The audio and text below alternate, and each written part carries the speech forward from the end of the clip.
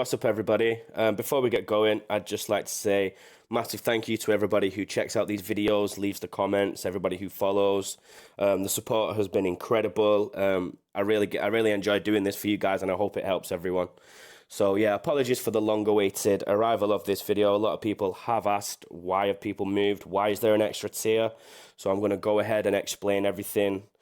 We'll touch upon some conversation points, what the ANC projects team did discuss. As you can see, there's some big changes. Some people have dropped out of S, some are up, there's a new tier, and there's more people in D tier.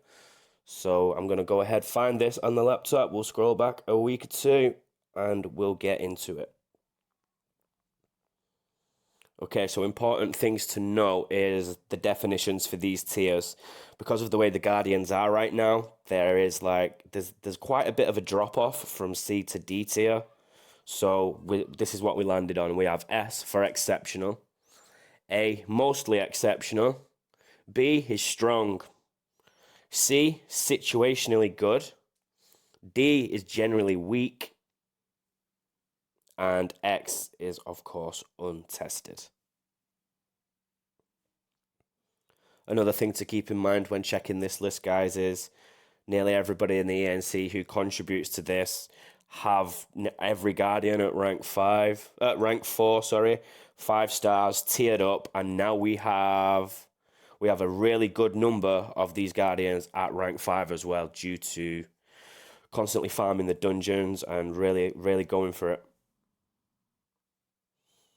Also, when judging these Guardians and deciding on placement, there's a number of factors that we do consider.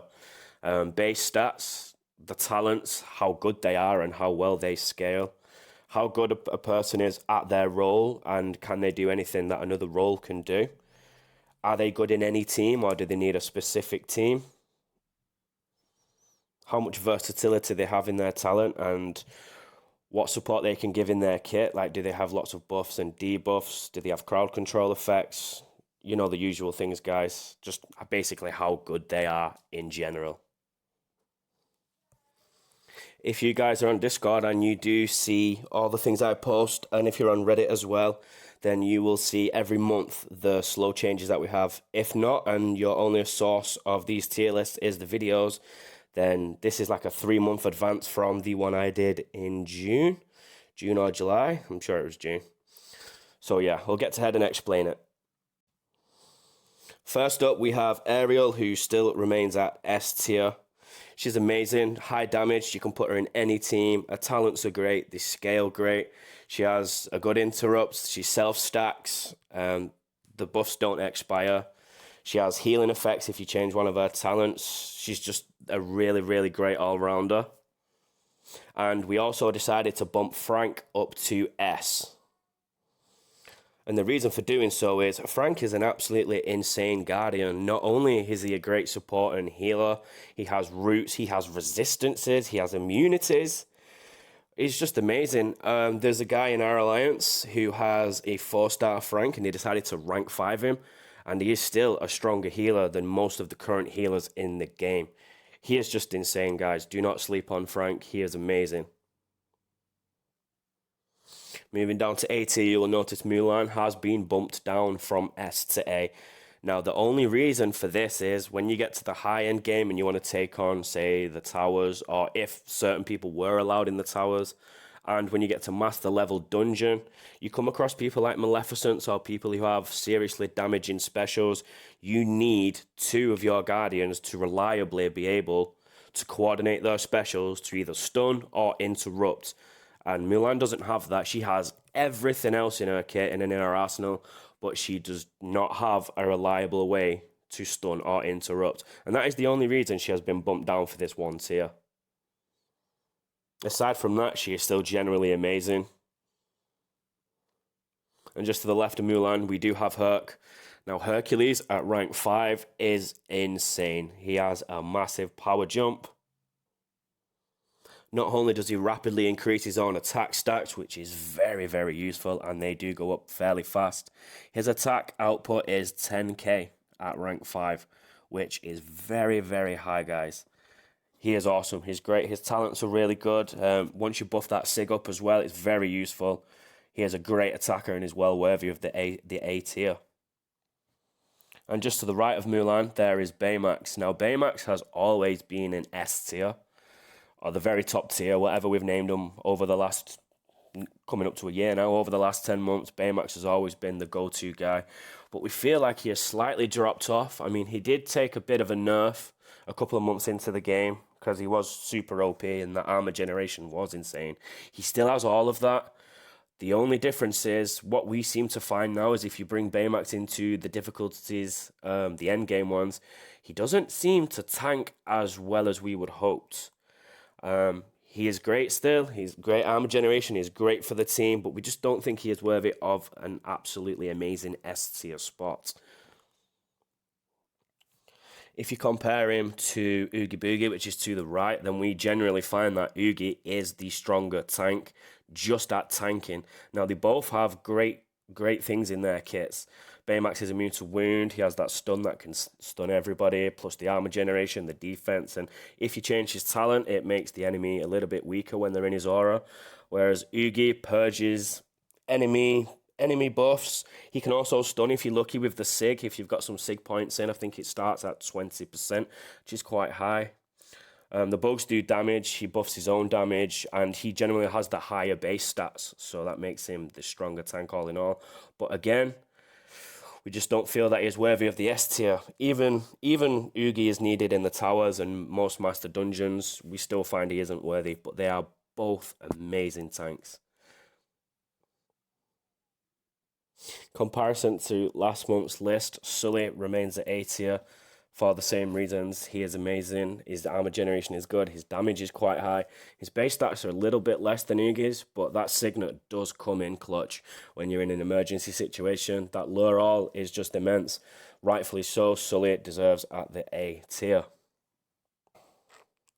Moving on to Gaston, and as soon as I see this guy, or as soon as I hear about this guy, I automatically think of Ibby, so quick shout out to Ibby. He absolutely loves this guy, and there's a great reason. Gaston is an amazing ranged guardian. He has great damage, roots, bleeds, the lot. He's just awesome. You can drop him in any team and he will shine. Even just going as far as saying Goofy and Judy as well, in my mind, they're all very similar. They all have crowd control effects, they all have debuffs, they all have buffs for themselves, and the damage is very high. They're all great. Comparing them all together, they're all the same to me. Goofy's special does hit everybody, which is insane. I've seen it do up to 5k per person. If you get that 7 times, that's 35k damage. It's melting people. And it does also remove all of the armor off tanks. His crit does more damage. Judy has a nice easy route to use. She self-stacks focus. All 3 of them are great guys. In my mind, these are the best 3. But if you look down to B tier, Buzz has been climbing the ranks, and when we get to him, I'll explain why. And last but not least, especially because Belle is amazing, she always has been, and she always will be. But at this current juncture of the game, she has been outdone by Frank. Just because of all of Frank's extra stuff, but as a base healer and the little bit of defense she gets on crits, Belle is probably still the go-to healer for most of your game until you get Frank up to that usable level. She works well in any team. A heal is great at any star level, any tier level. She's just consistently good throughout the whole of the game so far. Her talents scale well. I mean, it's hard to go wrong with Belle. You don't have to do anything. You just hit the special, your team heals up. There's no running to the aura. There's she's not dependent on enemy buffs or debuffs to get a bonus heal. It's just flat heal and it's great. And you can make this heal stronger using the basic talent or uncommon talent called Healer's Touch. She's just great, guys. Definitely work on Belle. The moment you get her, you will not regret it. Slowly moving on to B tier, Aladdin and Anger and Hook are the first 3 up. Now, this is like the middle tier, but these Guardians are still great. It's just, they don't bring as much to the table as the A tier Guardians, but they are better than the C tier Guardians, so this is where the placement gets a little bit tricky.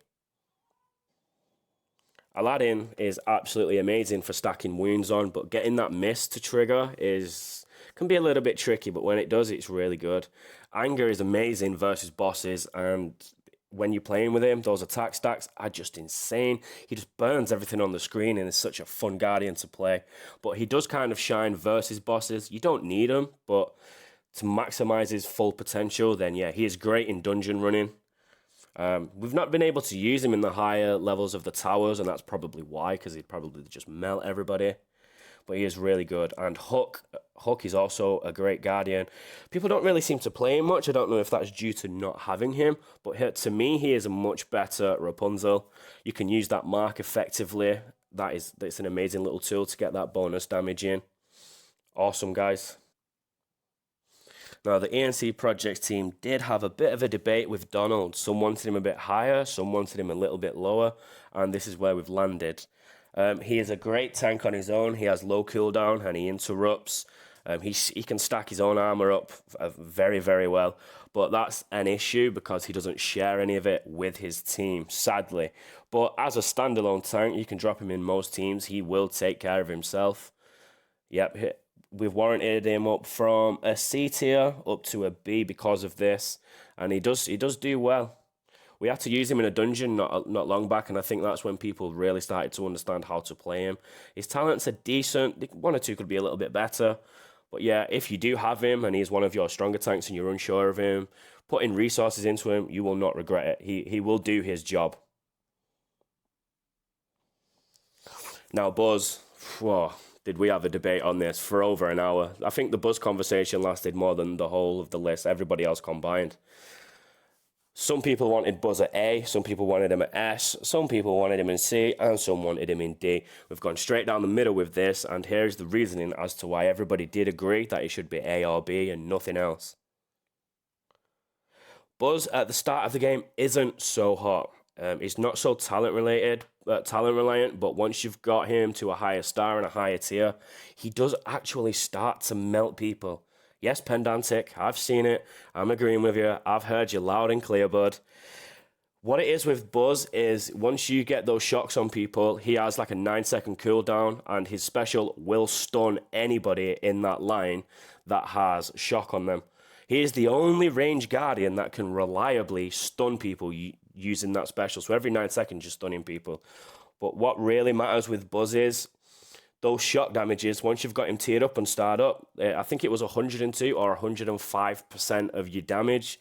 So he just starts to melt people. Once you start getting them shocks in, the damage over time is probably just as good as the rest of his attacks. He is really good. I've seen somebody in my alliance, they've just left now, but a few others have started to do it. They were soloing the last battle of Expert and Master Dungeon with Buzz, just using the basic dodge tactic, which when you dodge every 1 second, you get a focus stack with him. So that's nice too. So just to show that it can be done with him. And people did want him higher, but he doesn't really have much else in his kit. It's like the old Merida, why I never rated her as high as other people did. It's like, yes, she can do all of this, but she doesn't have anything else in that kit. Like, you don't really need a team to play with Buzz if you're going to play that way. You just need Buzz, and you just dodge, and you just melt people with your shocks, and you stun. But he is climbing the ranks, as you can see, and he is a very, very good guardian now. So if you do have him, maybe don't invest all your resources into him as like a main guy, but I'll keep pumping some into him because he is being used more and more. On top of all of that, he does wreck tanks, same as Goofy. He will strip that armor. He gains stacks from that as well. The longer the battle that Buzz is in and the more self-stacks he gets of defense and of focus stacks, then the stronger he gets too, guys. So if it's a long, weary battle and you do bring Buzz, you will get stronger and stronger and you will see those numbers go up.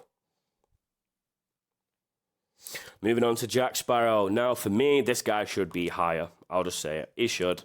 I have him at rank 5, everything as maxed up as possible. And this guy, without a doubt, is the strongest healer on the game. Before you get your special, you'll always have 3 to 5 curse stacks, and you're healing for 2,500 to 3,000 HP. His cooldown time is a little bit long because of this, but I have had up to 5k heals with this guy because of the debuffs. So if you're in a battle and it's a sticky situation, you've got the ranged archers bleeds, you've got, say, a Maleficent throwing basics at you with defense downs, and it's just a whole lot of carnage on your team. And you bring Jack, it can change the course of the battle.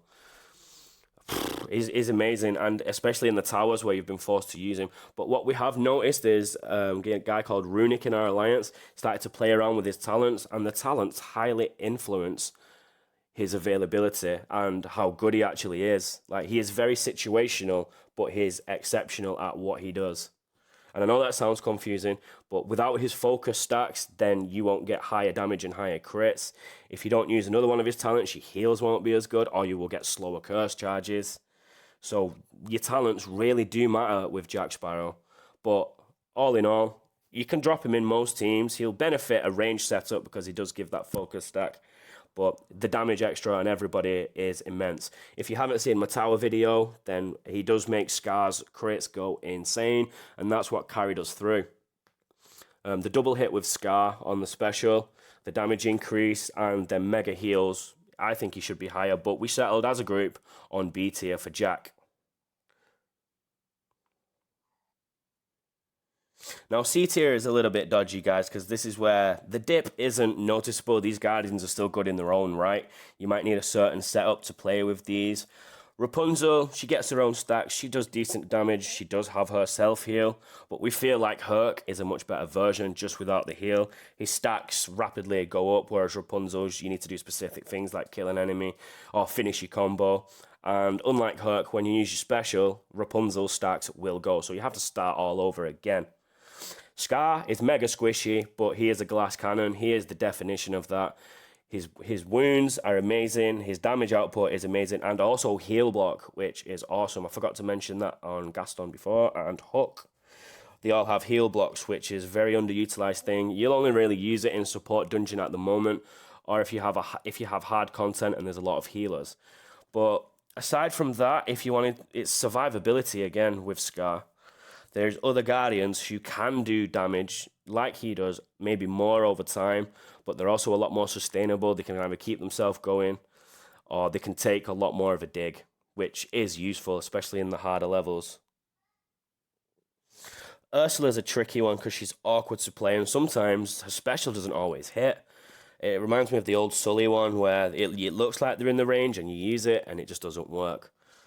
But yeah, Ursula can be good. She needs a specific setup, ideally. I will link in the team comp sheet that I have done, and also the talent guys to get the most out of them. But if you don't play a specific way with Ursula, then sometimes she can seem like she doesn't do all that much. However, she does have those defense downs or attack downs. One of them I can't remember off the top of my head, which are amazing for whoever's hitting her. I'm pretty sure it's attack downs. So yeah, if you start to wail on Ursula and someone else comes in, you will slowly find yourself getting wrecked. The binding contract and the special can seem a little bit confusing too, so make sure you give that a read, fully understand it before you go in using Ursula. She does have very high base defense stats, so she will do her job. She just doesn't really share much else to the rest of the team. Unlike Maui next to her, now this guy should be a little bit higher perhaps, but he is very situational in his use. He's the definition of a borderline guardian for us. He is amazing at what he does when he can do it. He can't always shine at full potential. He can generate mass armor for the team and defenses, but it is based on debuffs and using that special. So if you bring him into a battle that doesn't require that, yeah, he will be a decent tank, but the tanks above him will perform that job better of just basically eating damage or supporting the team. But under the right circumstances, Maui could potentially be the best tank. So it's something to keep in mind, guys. Eve is fairly new to the game, so not many people have experimented with her. I did a video on it. I did try her for a while. She seemed quite fun. But that opinion was kind of skewed as well because I used her in the Pixar event that just finished, and Pixar Guardians had a little bit of a boost. So I've got her at 4 stars. She did some reasonably good damage. The stun was good, but there's a talent on her that if you get near her and hit her, she will knock you back, which is a bit of a defensive talent. Some people think that Buzz is a better version of Eve, which may well be true, but we bumped her right at C tier because we don't really know much about. People haven't experimented with her, and that's where she'll stay for the time being. Maybe in a future update we'll see her shine, see what else she can do, but she just seems like a basic Guardian. She does shocks, she does... The special's quite nice, it can do high damage, but there's nothing ultimately really special about her. That we have noticed.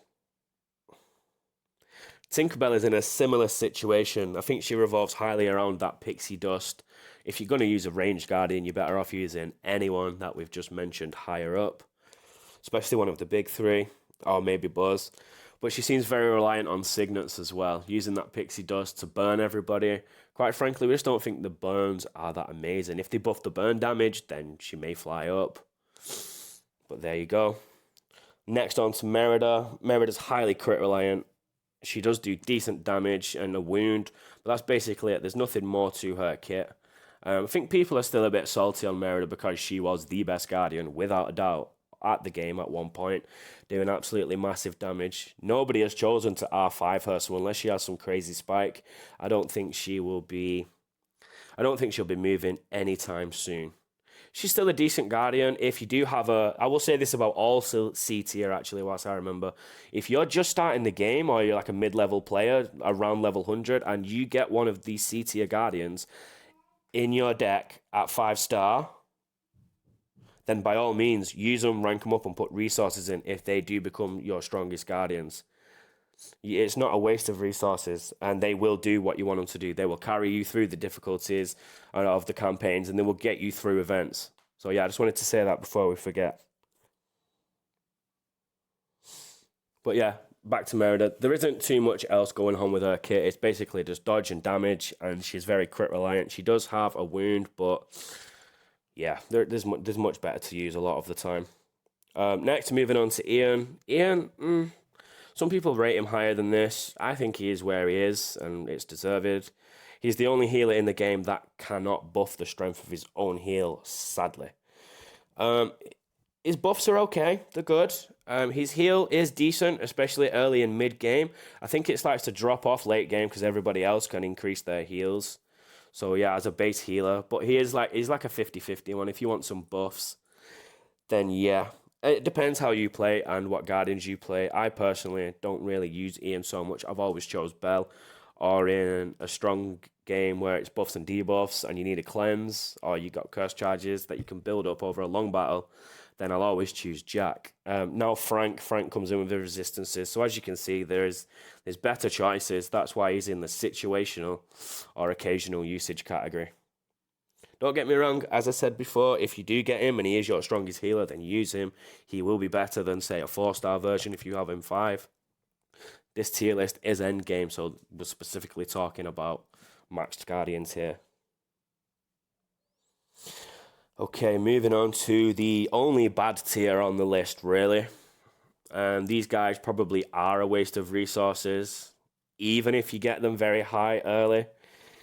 I mean, they'll do the job, but very, very poorly. Minnie, if you look at every other attacker on the game, they probably do more damage. She's a very poor version of Anger, and since she costs a hell of a lot of signets just to unlock, and then even more to max, we just feel like she should be a really great one. Instead, she's not. She's just like a whale avatar, basically. If you have her maxed, which some of us do, and I'm guilty of that too, then she's just like a poster character. Nobody really uses her. She does have bits of damage. She has an interrupt that goes in a big line across the screen. Knockback and burns, but she's very lackluster.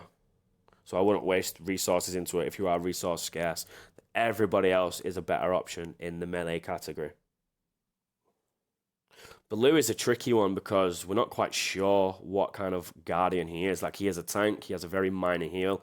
There is a lot of randomness to him, and for a tank, you have to control Baloo manually to actually get some usage out of him, which is just a nightmare, especially in endgame situations. The only time you should really switch to your tank so far is when you need to interrupt a Maleficent special.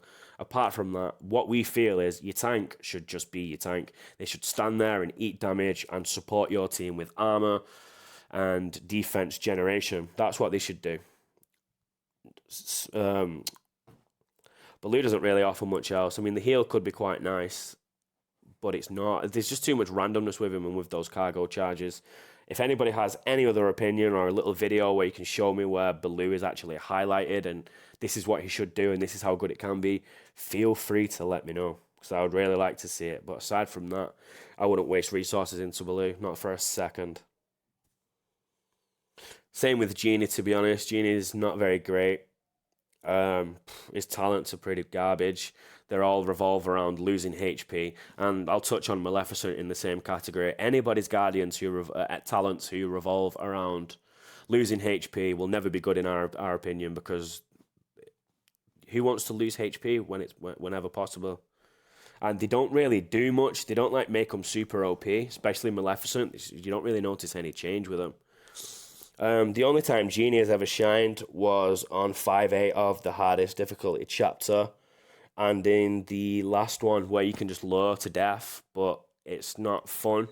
It's not fun to do, just popping lure and running around your screen and letting your AI basically cheese it. He needs a rework, to be honest, because anybody who played in the first beta before December, Genie was amazing. So, as it stands, yeah, don't waste your resources on him. Definitely don't waste them on Maleficent, because literally every other Guardian is better, which is sad because Maleficent is a badass, and she used to be decent until the big crit nerfs. You've probably heard us talk about it, but yeah, don't bother. Now, Mike's a tricky one. Mike is a tricky one, because to maximize Mike, you do need to put some resources into him. He buffs the team attributes by percentage, which starts off at his signet ability at level 4. If you don't have him at rank 4, just don't bother with him. To heal, you need to be controlling him and do a heavy attack, or hope the AI does it. We feel that Mike could be very good if you have a lot of signets. He is maxed, and the game currently allowed for his playstyle, because you need to either be using 2 healers, which isn't very, it's just not in today's meta, but we do think he won't stay at D tier for a very long time. Maybe people just haven't discovered how to use him correctly. Who knows? Who knows? If anybody has a hot take on Mike, then definitely let us know, guys. Moving on to Scrooge. Scrooge is probably the worst healer on the game. He doesn't really do much else. He does provide a lot of focus stacks, but unless you're running a specifically ranged setup, then it's pointless. And he isn't actually needed to do that. He can buff range damage, but ranged are fine without him. He doesn't really have a use, which is sad. Is one that I would like to see get a slight buff. He doesn't need a rework. He just needs a buff. And finally, moving on to Elsa. Her kit looks pretty awesome. It's just nobody can acquire her. There was one time where you could purchase her. She was very expensive, and you can only purchase her once. So you would have ended up with a 4-star version. But yeah, she remains untested. The few guys I do know that have her either never play her, not sure why. Maybe because they have better guardians, or they have actually quit the game. I think like 7 people bought her, and I know 5 of those that have quit. So sadly, we can't really get a read on her, and then we can't do individual testing in our group. So basically, to recap, S is exceptional, A is almost exceptional, B is strong, C is good, situational but good, and D is just avoid at all costs. Just don't bother pumping your resources into them for the reasons I've said. X untested. I will link the new tier list in this video so you can download it and save it and reference it. We'll do the next tier list next month, or when we get some more Guardians. I will also link in the team comps and the talent guides, which I update every month. I'll link in our Discord server just in case anybody wants to join. It's a public server. You can all come and join us, and we'll all hang out and chat, and you can tell us your hot take. If anybody has any varying opinions, of course, I want to hear from you specifically. If you think someone's placed too high, or you don't see the value in what we've said, I can tell you by text like some more opinions of what other people have said. If you think someone is rated too low, or you think we're not using them correctly, or you'd just like to know why, then definitely hit us up again. If you want to see a whole new format in the list, if you'd like names instead of letters, let us know, guys. Just give your feedback and opinions. So yeah, as I said, I will link things in the description. You can check it out and download it. Hopefully it all helps, guys. I've been easy now. Thanks for watching. Don't forget, take it easy.